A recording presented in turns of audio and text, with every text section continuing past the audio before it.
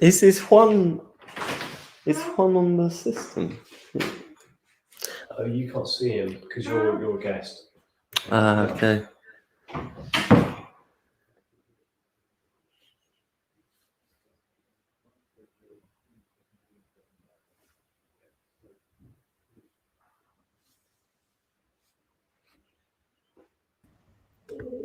Juan, if you can turn your camera on and Susie as well, that'd be grand.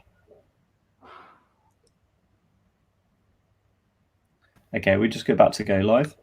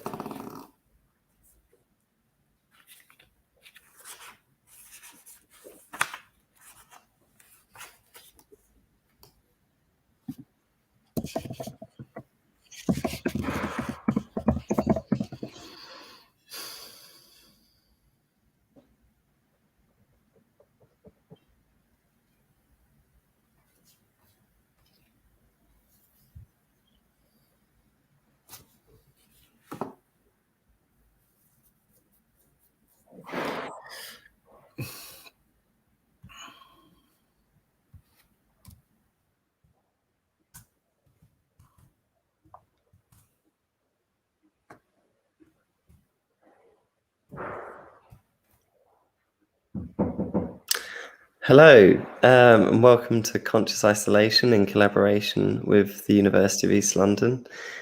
We have the great privilege of Juan Bolivar giving us a talk today with regards to his studio practice. Thank you so much for taking part in our lecture series, Juan. It's really great to have you on board.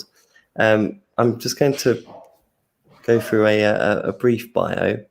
So Juan's work has been included in the government art collection and has been selected for significant exhibitions such as New British Painting at the John Hansard, thank you, Juan, Gallery, University of Southampton, 2004, and East International at Norwich School of Art in 2007. His work was included in, again, please help me with this, Nanjing Museum? Nanjing's museum's first international exhibition of contemporary art, where he was a prize winner in 2015. And he has twice been a recipient of the Pollock Krasner Award. Jesus, you can tell I'm a dyslexic.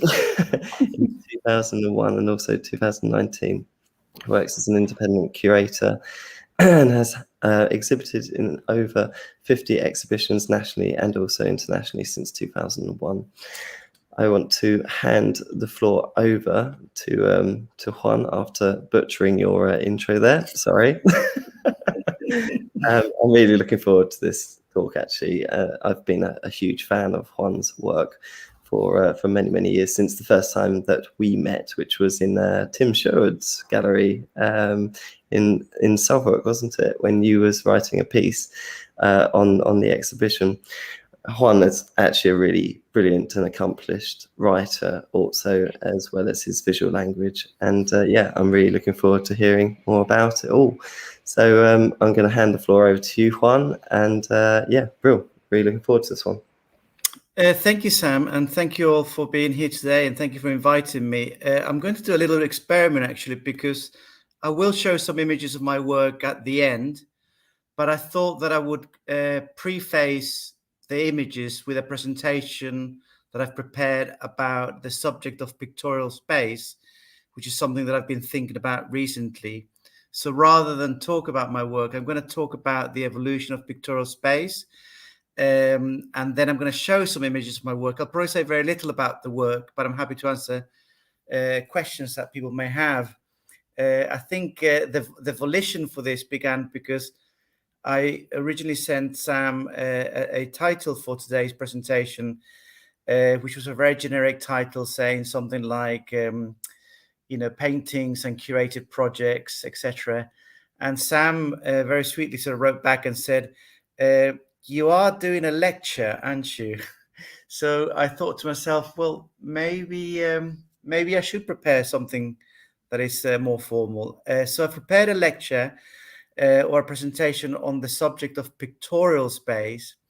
And it's a presentation that I've never done before. So you're going to have to kind of help me with this a little bit, in that I'm, in a sense, testing out this presentation and the subject.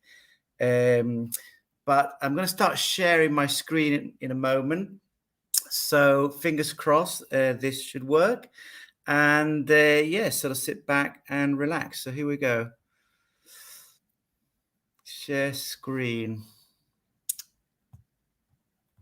Okay, so can somebody please say if they can see the very first image with the title?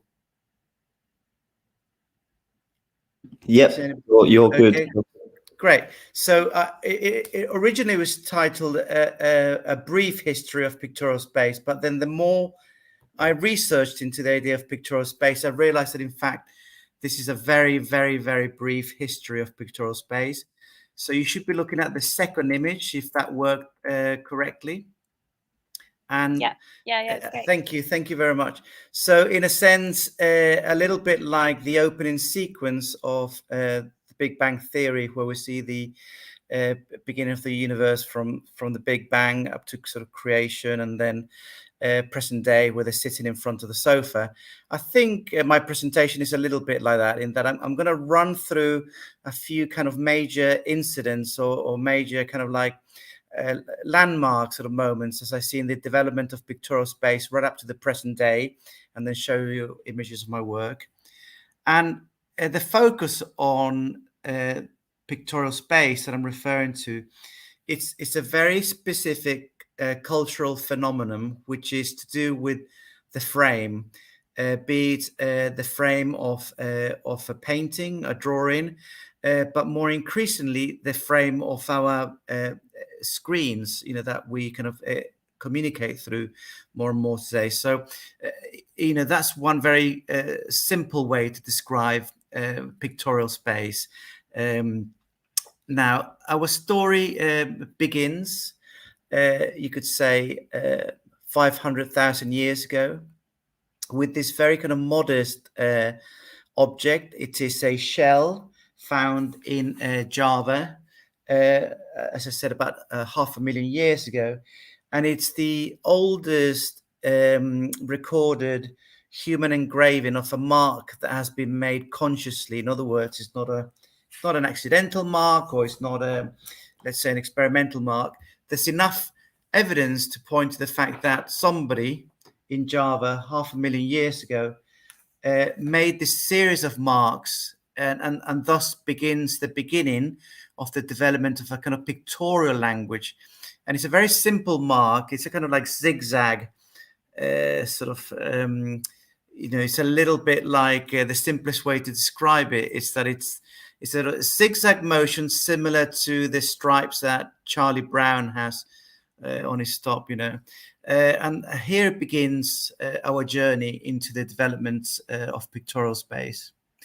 Of course, many of us are familiar with the caves of Lascaux and Altamira in prehistoric sort of art, but possibly just as important, if not more important, the rock paintings in the southwestern region of Northern Australia to settlements that sort of date back 44,000 years ago, if not more.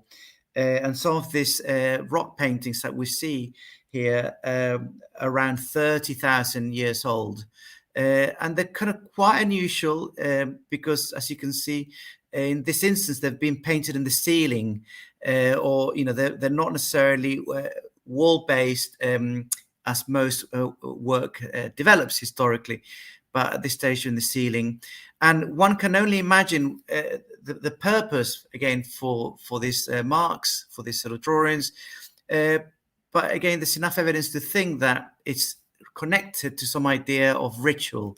In other words, it has a specific function to do with perhaps an immersive experience. And this is something that we're going to see more and more in the development of pictorial space, that there's a kind of immersive quality to the way in which pictorial space develops. This is a wonderful film by Werner Herzog called Cave of Forgotten Dreams. And in this instance, it focuses on the caves of Lascaux, about 20,000 years old. And it gives you an insight into what these cave paintings, what it might have felt like to be in the presence of making these sort of immersive works. Around 4,000 years BC, in Mesopotamia, we start to, well, in fact, in many parts around the world, but in particular Mesopotamia, we start to see development of debt keeping, strange enough, debt keeping tablets. So in this instance, the language of the pictorial space has a very different function. It's connected to some kind of notion of monetary record keeping. And we start to see a kind of unusual combination of symbols, marks, and an arrangement which has a different function to cave paintings that we saw previously. Around, again, 1275 BC, during Egyptian times, we see a very flat pictorial space developing. But again, it combines an unusual sort of mixture of symbols, icons, a word that we're very familiar with today, but also a peculiar cartoon-like quality about the depiction of figures. You know, they almost, you know, begin to have a sort of slightly animated quality. And again, this is something that we're going to see more and more in the development of pictorial space. And it's worth noting that the language in sort of Egyptian pictorial space was developed over 3,000 years. So even though it's something that we don't feel so connected to, it's very much part of our vocabulary, our visual culture, and it's very much where our own ideas of pictorial space come from. You know, in addition to sort of developing ideas of symbolism and hieroglyphs, Egypt was instrumental in sort of the development of ideas of geometry, in particular because of its connection to the land and, for example, rivers flooding, the Nile flooding, which meant that some kind of record keeping had to be developed in order to understand what would happen each season. And the development of geometry is something that we're going to see more and more again as a way to structure sort of pictorial space. The Greeks, in particular Plato, inherited these notions of geometry. But in Plato's case, he became much more interested in some kind of idealized notion of geometry. So it wasn't a kind of empirical geometry like the Egyptians, where they were sort of recording the floods in the Nile. Plato began to think about geometry as something that perhaps was almost like metaphysical, you know, something that was above us and something that pointed to a kind of like a sort of idealized sense of reality. And that kind of notion of an idealized sense of reality is very much where we get these notions of classicism or what we call classical art. And here is a detail of Raphael's painting where we have Plato on the left, and he's pointing to the heavens. He's as if he's saying, you know, this is not it. You know, it's all to do with some kind of much higher reality. Whereas Aristotle on the right, he's saying, hey, hold on a second, you know.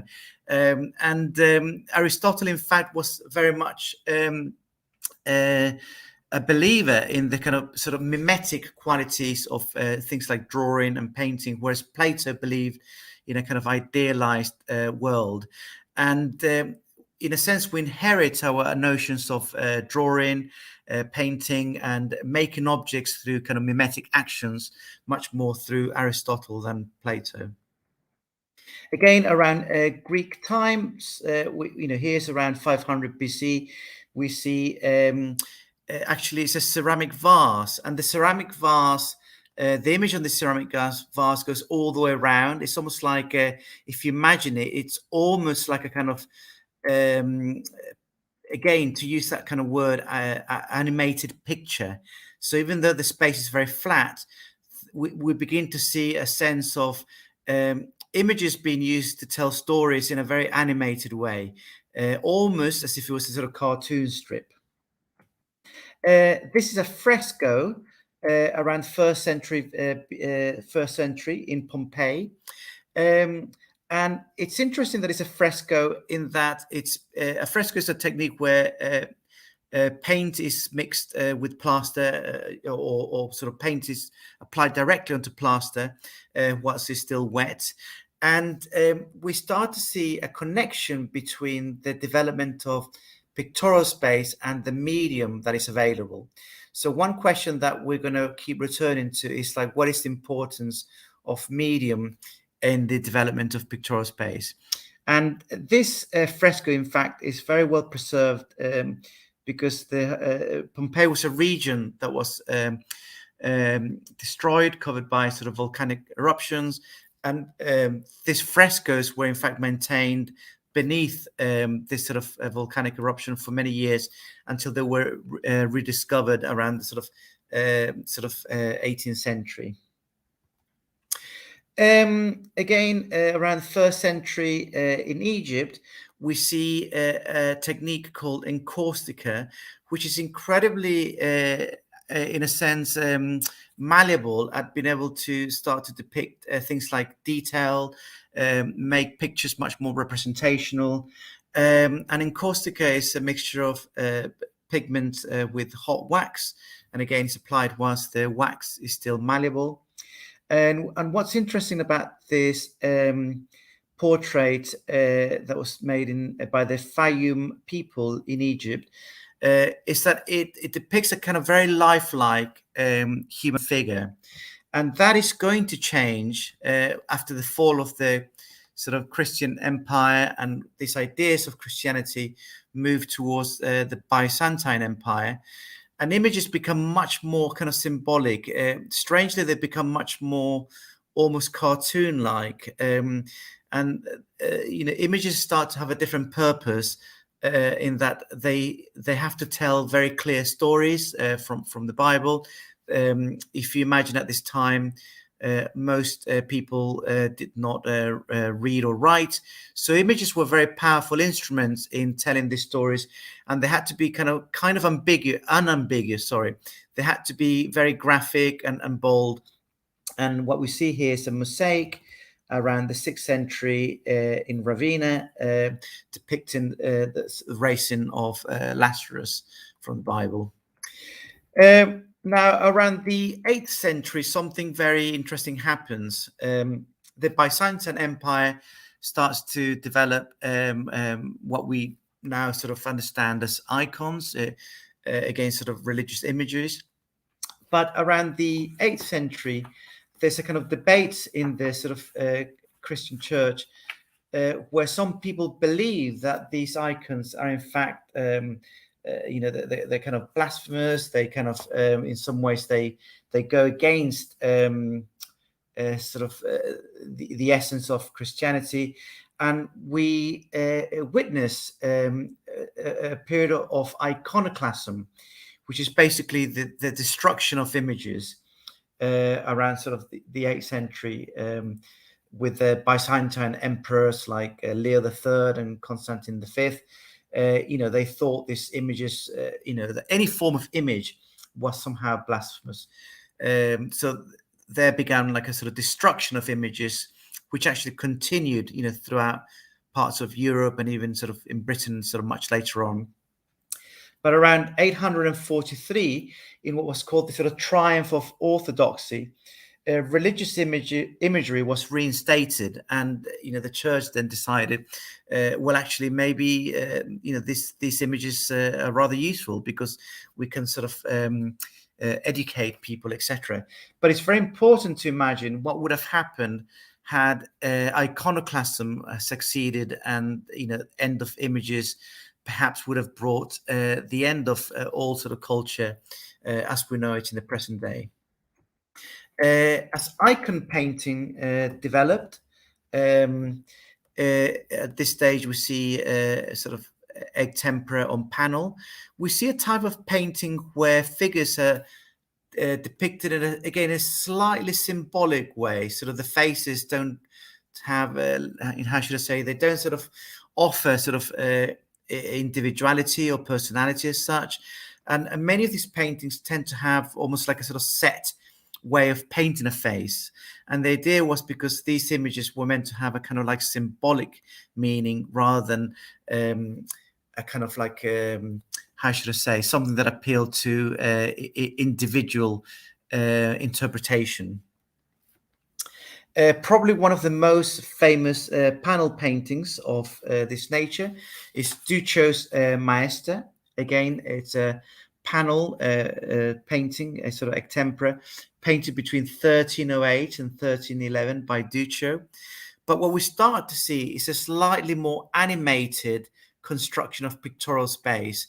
And in particular, believe it or not, with the figure of the baby Jesus, there is an attempt of trying to sort of bring a sense of gravitas to the figure, a kind of like sense of seriousness.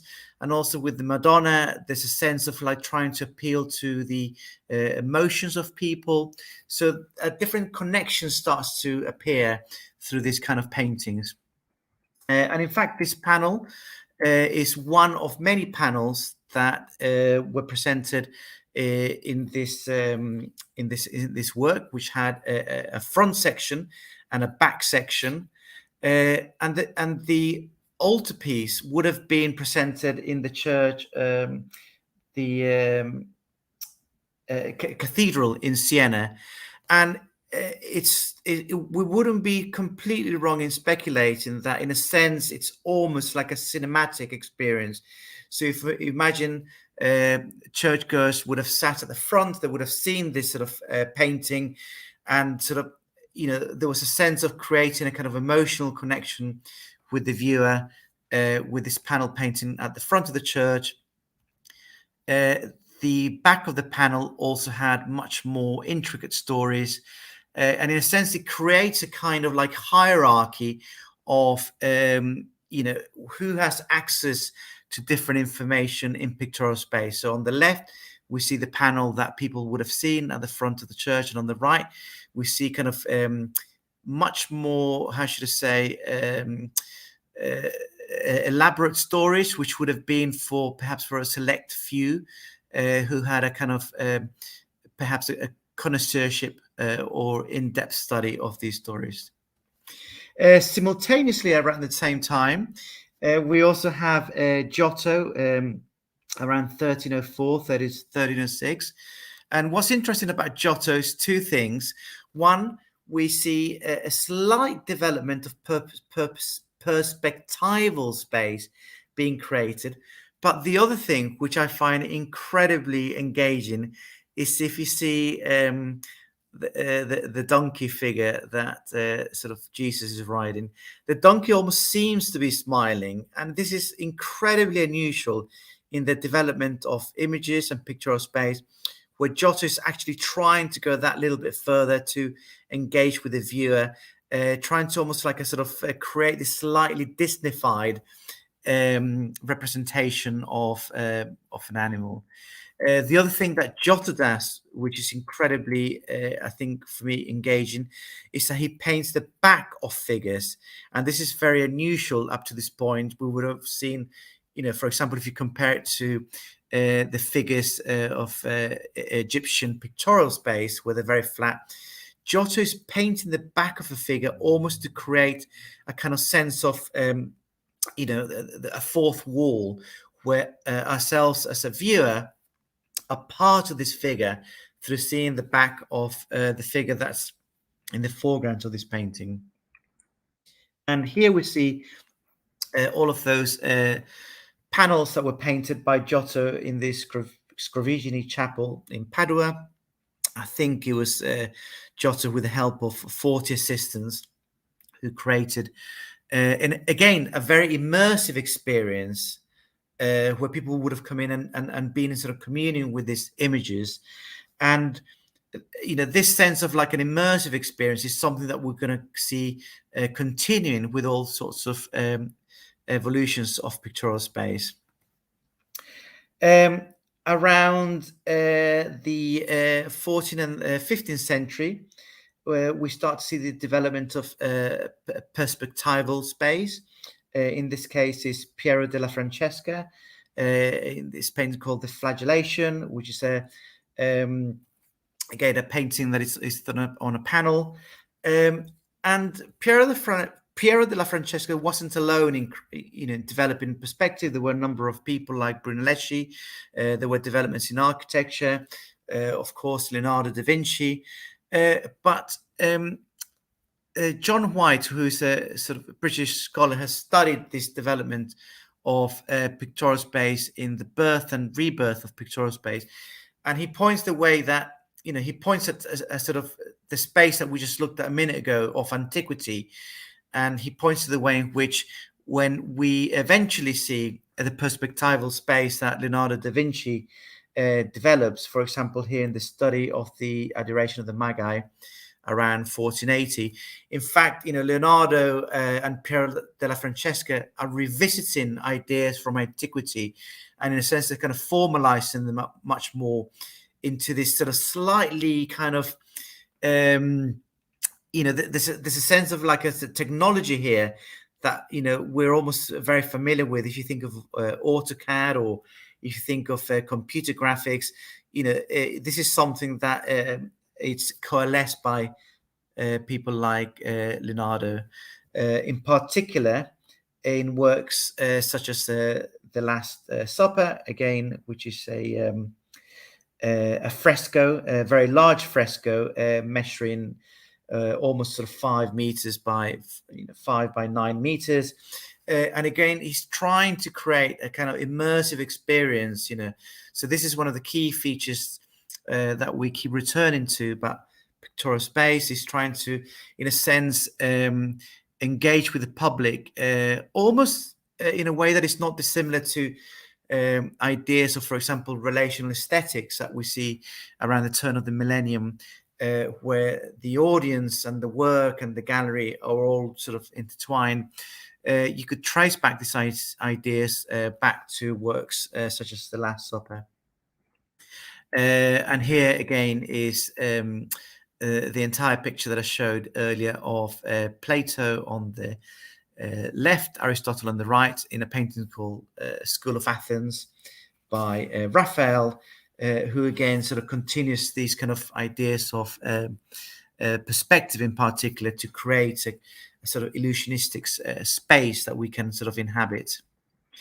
In terms of the development of ideas of a kind of immersive space, something that is really key here is the development of oil painting. And Van Eyck, around 1434, in this painting called the Arnolfini portrait, which is an oil painting on oak, creates a different sort of reality through the use of oil painting. And just to put it into context, if you compare painting practice up to this point, which would have involved egg tempera or encaustica or fresco, oil painting would have been a kind of a new technology, almost like if you imagine sort of Photoshop software of the year 2015 compared to what Photoshop might have been in the late 90s or sort of mid 90s, and it was considered such a valuable technology, oil painting, that initially wanted, the sort of Dutch sort of state wanted to keep this like a sort of state secret, but of course that wasn't the case. But again, we see also like a game happening here with the reflection in the mirror, where we see the Arnolfini, and we start to sort of create a different sort of illusionistic space to the flat space that until now we have seen. It's kind of important to point that for much of the Middle Ages, we lived in a sort of oral tradition, and of course Middle Ages span for sort of 900 years approximately, and we had a sort of primarily an oral tradition, and pictures sort of were almost like this kind of like encoded or encrypted information that only certain sort of people had access to, but nonetheless there were kind of very powerful instruments in the development of perhaps ideas of ideology or even ideas of power or sort of worldview. But a lot of that changes with the invention of the printing press, and the way in which sort of knowledge is then disseminated, the way in which people begin to read, begin to write, begin to have access to information in different ways. And in a sense, that in itself has an impact on the development of pictorial space.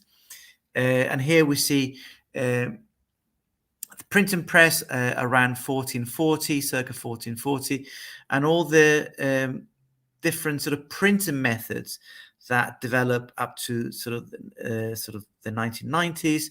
And in a sense, all of these developments eventually, should I say, the dissemination of knowledge that occurs through these different printing methods eventually leads up to what we now know to be the internet, the World Wide Web.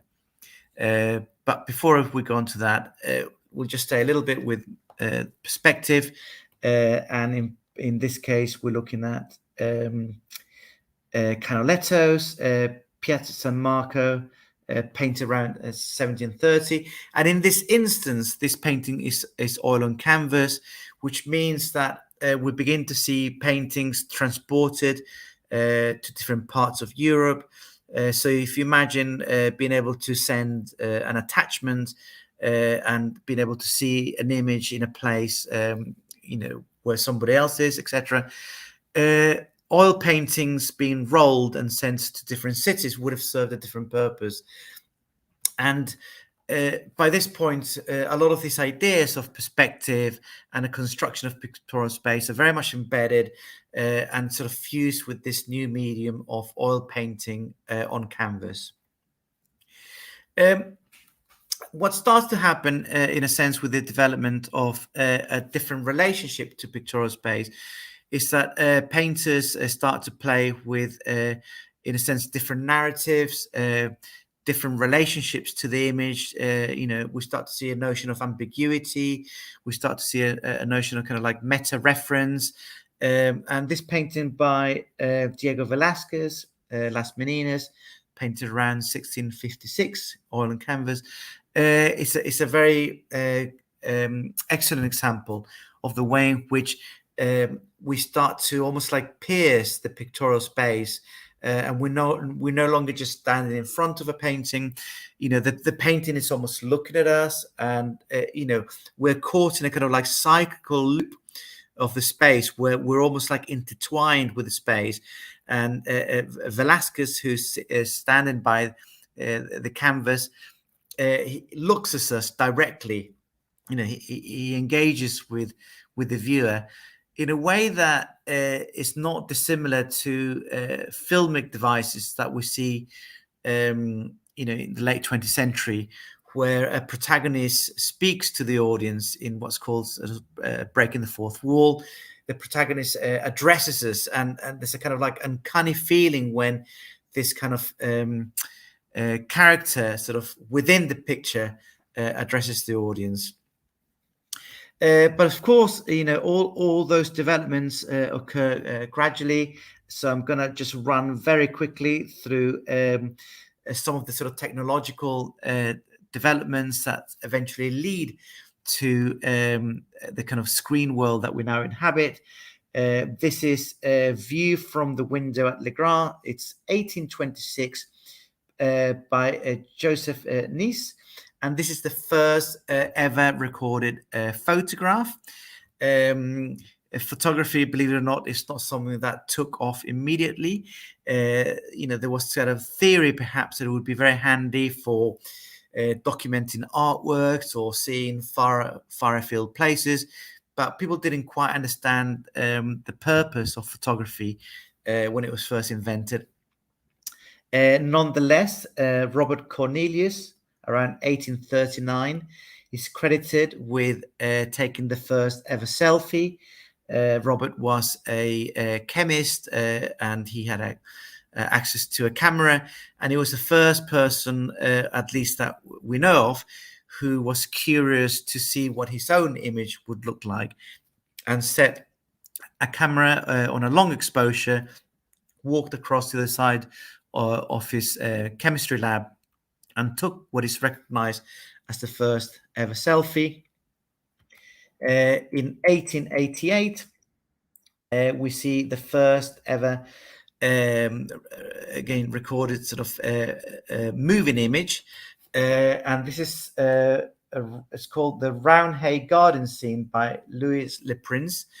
And I think, if I'm not mistaken, it's an incredibly short film. It's literally just a few seconds long, so you're almost seeing the entirety of the film. But again, when you coalesce all these notions together, photography, sort of ideas of self-representation, moving image, and pictorial space, we start to see the development, in a sense, of the kind of virtual reality world that we now almost like take for granted.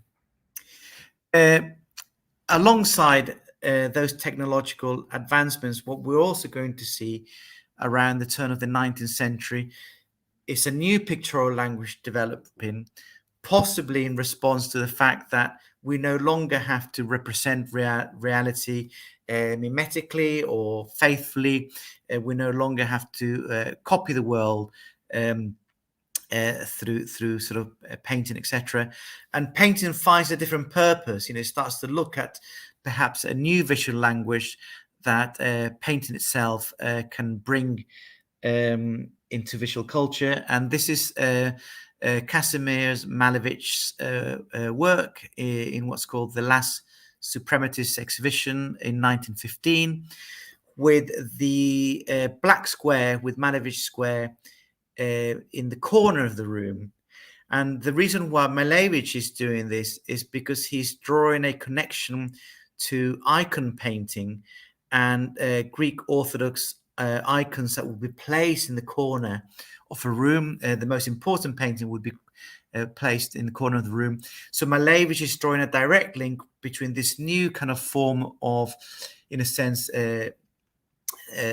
quasi-spiritual experience by placing the square in the corner of the room. And Malevich's emphasis at this point also was the idea of pure feeling, like a painting that could perhaps tap into some kind of notion of pure feeling that went beyond representation. In doing that, he's also connecting to ideas of icon painting and ideas of devotion and ideas of transcendence.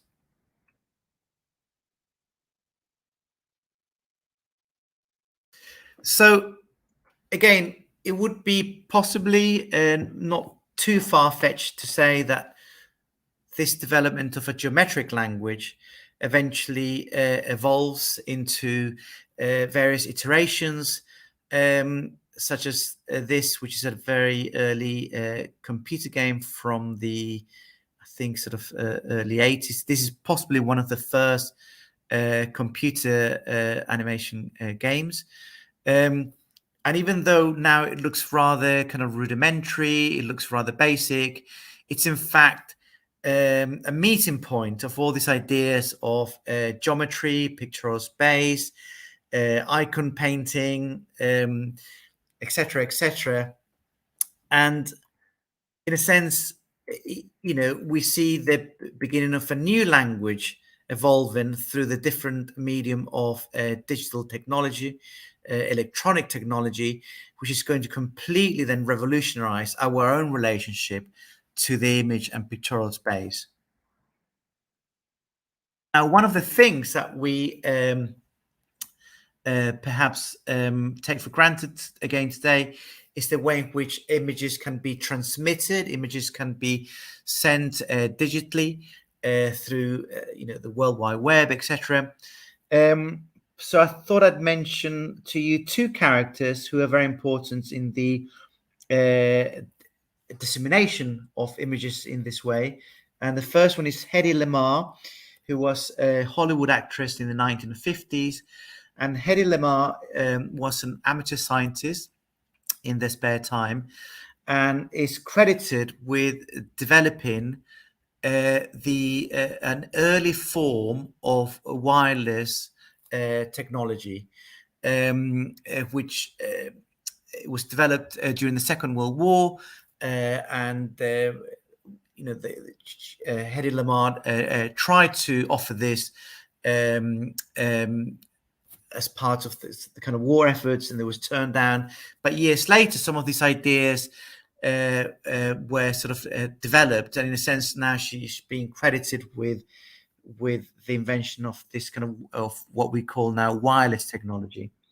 The other persona which I'd like to draw attention to is Nasir Ahmed, who in the 1970s, late 60s, developed ideas of image compression, so that, for example, a moving image file could be sent electronically, digitally. So in combination with ideas of wireless technology, image compression, and eventually the internet, we in a sense begin to enter this much more immersive experience that began 40,000 years ago. One of the things that both Hedy Lamarr and Nasir Ahmed have in common with the development of the internet is that they all three had at the genesis military applications.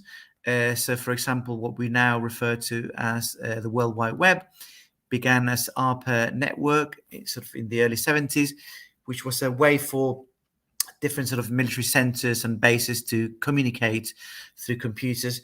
And we start to, in a sense, get a notion of that pictorial space perhaps has a different dimension to it. It's not just, how should I say, it's not just an effect, or it's not just an illusion for the sake of illusion, but maybe the development of pictorial space has a kind of connection to ideas of power within the world, and being able to have access or see and be seen, which have developed, in the way that I've just sort of noticed.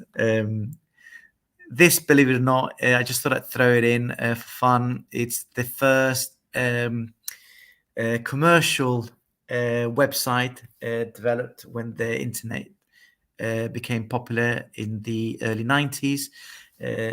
Pizza Hut, believe it or not, had the first commercially open website that people could access to buy pizzas. And of course, the greatest impact in our relationship to pictorial space has been taking place since the 80s with the development of phones. Here we have phones on the left that look like bricks, to the kind of screens that we're much more familiar with. But if you look at the kind of the symbols, the icons on the phones on the right, again, we wouldn't be too far in making a connection with the development of language that began perhaps with in Mesopotamia or Egyptian hieroglyphs, etc. But again, fused with a kind of very, very kind of like subtle technology which allows us to communicate today in a way that appears to have no precedent, in particular since the sort of advent of social media platforms at the turn of the millennium, around 2006, 2008. But strange enough, again, we wouldn't be completely wrong to draw a comparison perhaps between the structures of pictorial space that we now see in the screens to ideas of panel paintings that had been developed for hundreds of years during the medieval times, up to Trecento and Quattrocento painting artists like Duccio and Giotto. And even ideas of augmented reality, we could begin to trace back perhaps to paintings such as the Arnolfini portrait that is trying to create space that we can sort of inhabit with sort of the subjects within the painting. And again, I think that it's in some ways no coincidence that in the film Blade Runner, the early 80s, where there's a scene where through technology we're able to penetrate a photograph. I always think that there is kind of no coincidence that this is kind of mirror reference in Blade Runner as the viewer enters the photograph, which at one time was completely unthinkable and sort of in the realms of science fiction. But we're starting to see this kind of like immersive, augmented reality being part of our lives much, much more. Couple of books which I think I'd recommend if you're sort of interested in the development of pictorial space, but also the notion of seeing. The fact that seeing is an active quality is something that we participate in.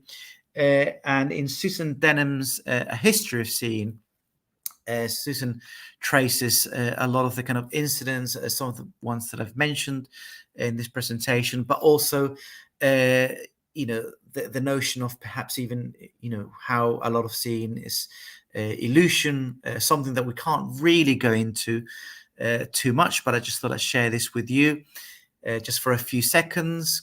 Consider the square, the grey square marked A and the grey square marked B, and just look at it for a couple of seconds.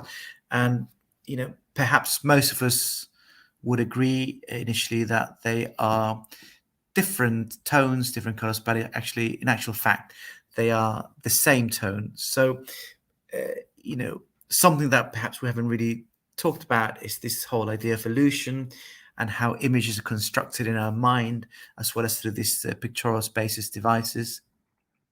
Another really interesting book that I would recommend is How to See the World by Nicholas Mersworth. Some of you may be familiar with John Berger's Ways of Seeing. I kind of compare this book to a kind of 21st century version of John Berger's Ways of Seeing, where the emphasis is much more to do with technology, but also how we communicate through a kind of augmented reality via screens. And to give you an example of the way in which this new pictorial space is in fact a kind of problematized area that we are now sort of existing in. This is the first recorded photograph of our planet. It's a photograph called The Blue Marble, taken I think around 1972, and it's our relationship to it. It's very particular because this was taken by a person in outer space, allowing us to see the world as one. It had a great impact in the kind of like holistic attitude for us to see the world.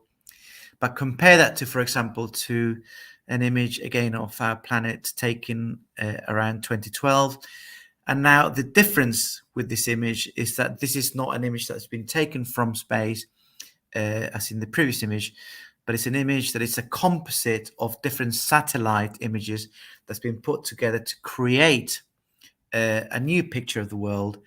And whereas this image depicts the African continent and the South Pole at the center of the image, this new kind of composite illusion places sort of North America right at the center of this new reality.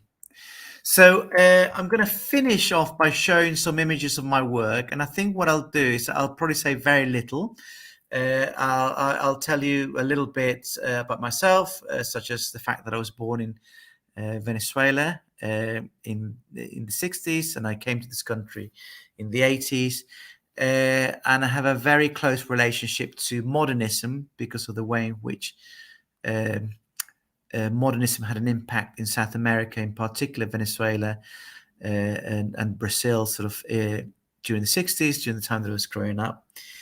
And that, broadly speaking, my paintings explore a kind of liminal space where sort of we have to negotiate relationships between image and form, but there's also kind of like a space which is a space where something unexpected can happen, where something can be seen that perhaps shouldn't be there. I'm interested in the idea of signs, how we read signs, semiotic language. And this is a great example of Wittgenstein's duck rabbit image, where one moment we see a duck, one moment we see a rabbit. And I think this probably, if I had to choose a single image to describe some of the things that I'm interested in, would probably this image.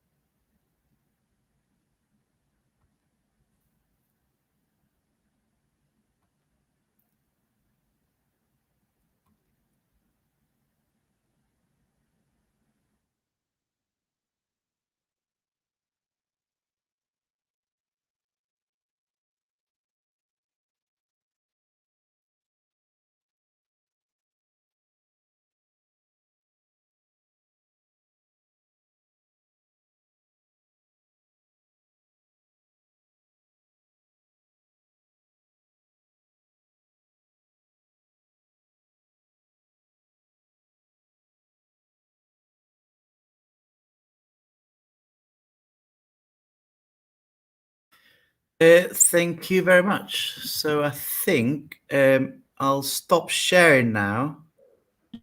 Although I'm happy to carry on sharing if there's any questions perhaps about the presentation, but otherwise I'll stop sharing now. Cool. No, that's great. Actually, bloody brilliant. Really, really, really good talk, man. That's a proper lecture, that is. Proper lecture.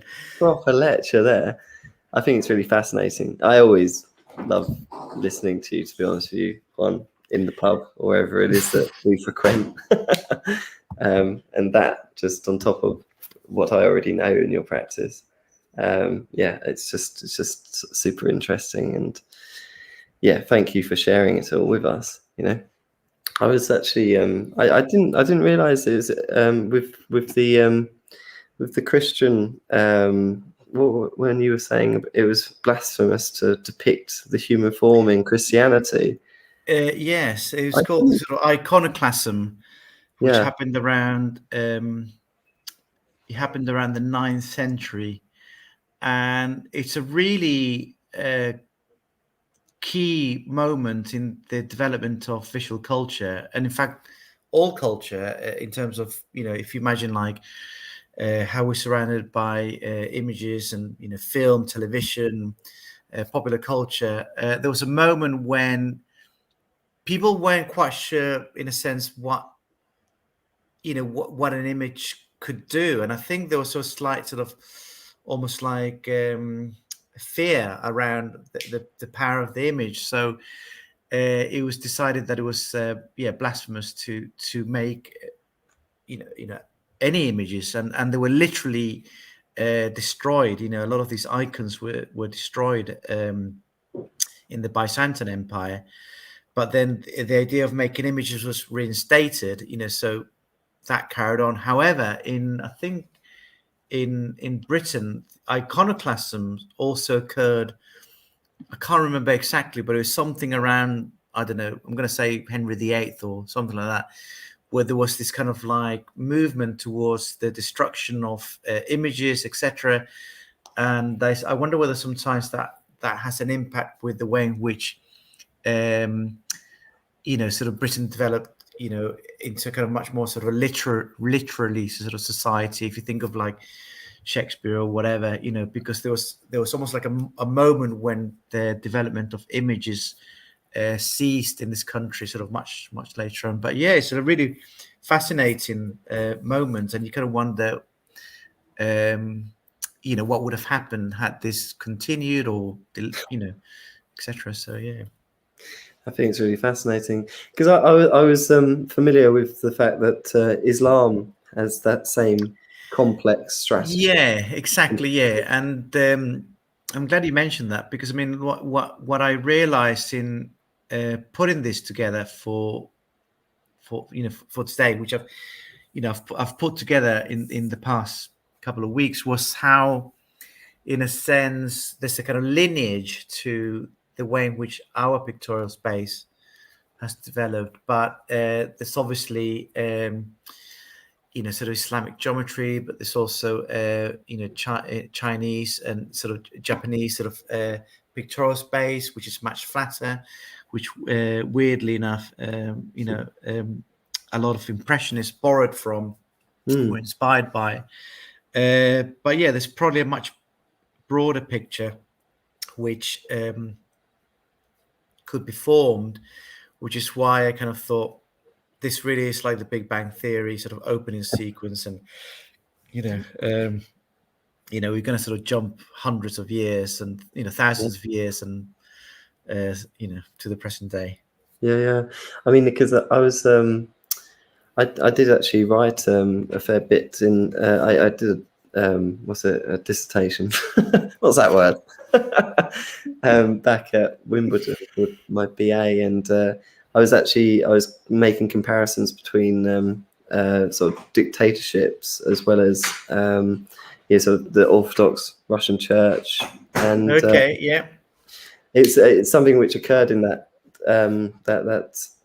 that dissertation was this kind of how dictatorial the Orthodox Church of Russia is with the icon, so you speaking about the icon, and obviously the layers in your paintings, which also converses in this manner, I think it's very very interesting in the contemporary, but also in this kind of like juxtaposition of and again, I'm glad that you mentioned sort of Russian Orthodox icons, because the idea of the icon, even though we associate it with Christianity, actually develops much more through the Byzantine Empire and then Russian Orthodox Christianity. and then it returns. Like, so in a sense, the images that they're being produced in that way, they return to Italy in Trecento painting. So artists like Duccio, they start to get almost like this mediated version of icon painting that's developed elsewhere, and perhaps developed, for different reasons or in different ways. So when people like Duccio start to make those paintings, like the one that I showed earlier, the Maestra, it's actually like a kind of mistranslation, or it's a kind of reinterpretation of these ideas that they is readopted in the sort of early Italian Renaissance. Super interesting, really, really interesting. I think Susie has some questions actually for you also, instead of hogging the floor here. Okay. I'm interested in hearing a bit more about your relationship with Venezuela and how it's affected your work. My mum's actually from Venezuela, so it's a bit of a kind of really. Yeah, she grew up there. Wow. Just it's a fascinating country, and I just wonder how it affected your. Well, your work. In the last exhibition that I did, in a sense, I kind of I fused these ideas of pictorial space, but then I think I was thinking a lot about the idea of, for example, cartoons growing up, funny enough, in Venezuela.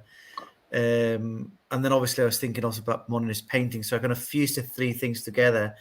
So I think, to answer your question, my relationship to Venezuela, or my understanding of it, it's a little bit like this kind of really kind of long distance sort of dream or memory, where you got like cartoons and baseball and the weather, all these things mixed together, but it's not clearly defined. I mean, I've been here now, you want to say now in the UK, I've been here now over 30 years, so and I've not visited Venezuela for about 10 years, so wow.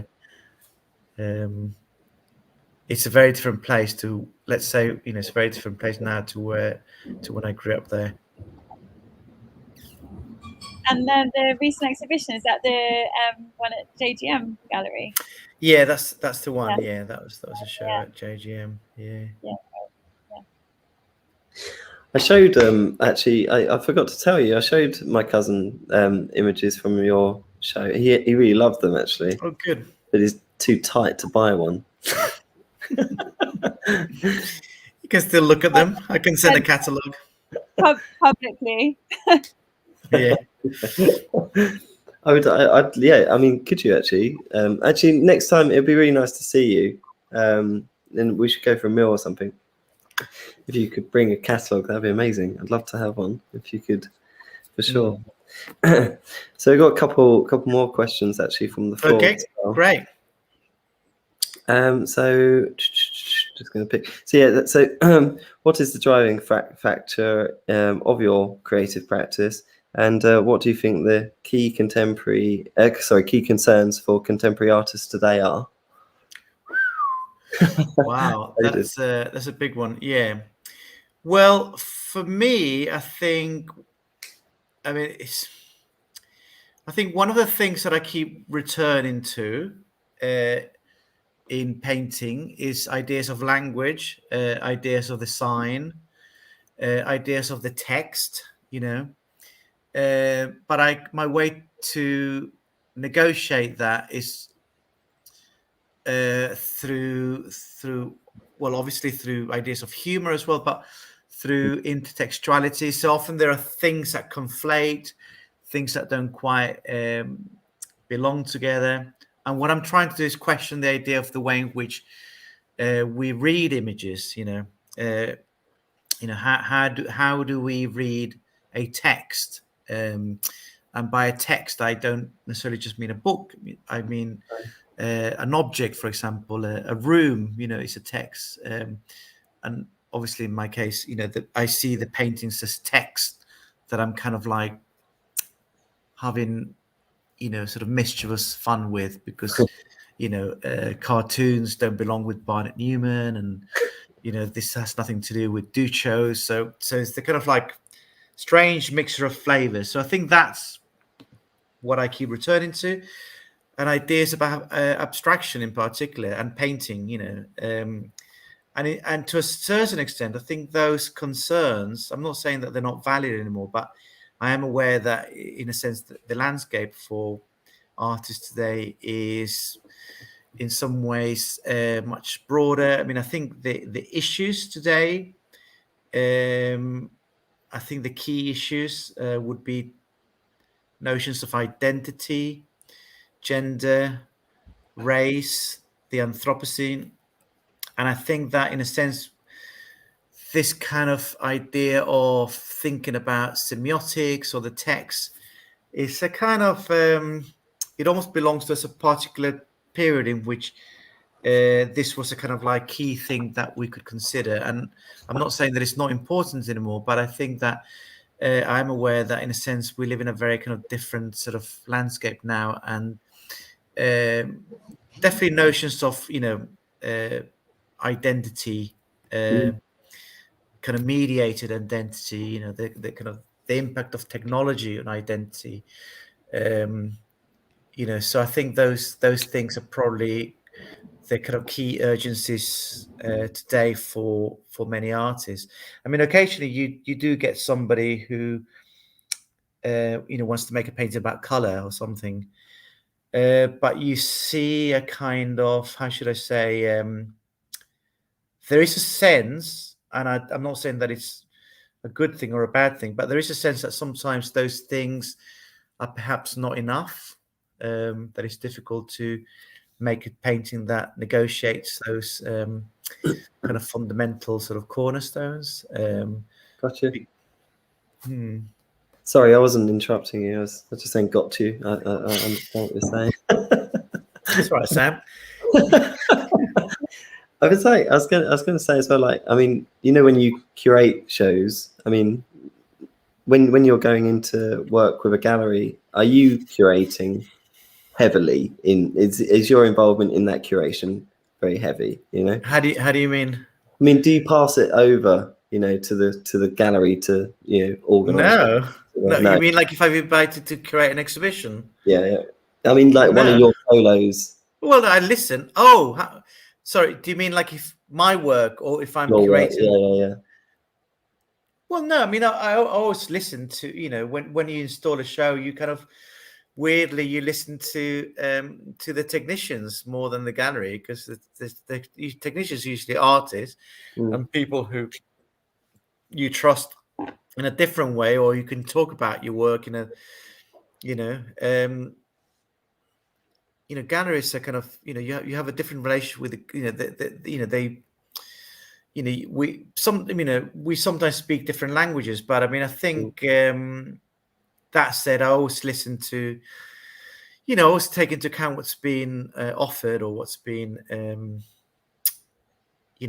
I consider what's being said, but no, I thought you meant curating, as in curating curatorial projects that I've done. That brings me on quite nicely to my question, which is, can you talk a little bit about the relationship between your curatorial practice and your writing with your own practice as an artist? I think what curating did for me, when I began curating in the sort of early 2000s, I think what it did is that it kind of gave me this other thing that then I could remain creative and engaged and think about my work or other people's work, but it didn't involve just me making my work and going, oh, why, etc. So it allowed me to almost like just have a different, meaningful dialogue, which wasn't always to do with myself, and it allowed me also to almost become part of a conversation. Strangely at the time when maybe I was a bit unsure about my own work, before I went to Goldsmiths in 2000, I was slightly unsure about my work. And I think it just took me away from myself. And when I kind of, in a funny way, then when I returned to the focus being on my work, I had this other perspective, on how to approach my work, because I'd almost gone on this little trip, But that said, I don't have a fixed relationship with curating. I kind of see the projects as they are presented, or as they. I don't have a plan to ever carry on curating another show.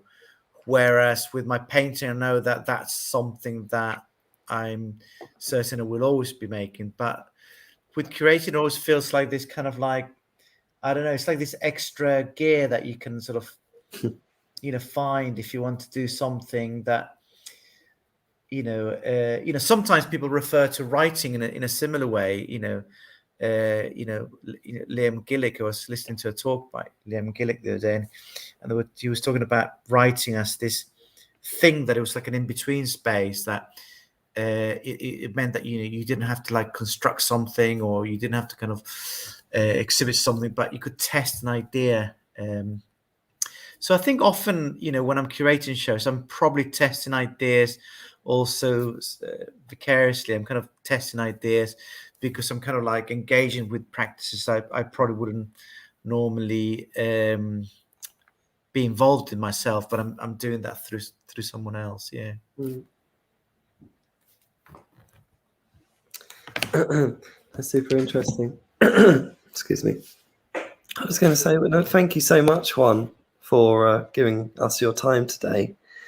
And I mean, yeah, just fascinating. I mean, you're kind of like the Swiss Army knife of the art world, aren't you? Really, total polymath. And I'm always fascinated listening to you. So thank you so much for giving. Well, thank you for inviting me. Yeah. No, not at all. And next week, from the 4th, on the subject of curating, there's an exhibition at Saatchi Gallery of MA students, graduating MA students' work from 7 different colleges, and I've curated the rooms for Camberwell and Chelsea. So do come along and see what that looks like. Amazing, lucky guys. Well, again, thank you. Sorry, Susie. I was just going to say thank you so much as well. Yes, really great to hear more and about your work. say hello to your mum. Will do. Yeah. I'm very intrigued now. I don't meet many Venezuelans very often.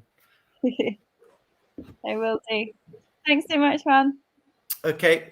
Take care. See you soon. Bye. See you later, man. Cheers, matey. Bye-bye. Bye-bye.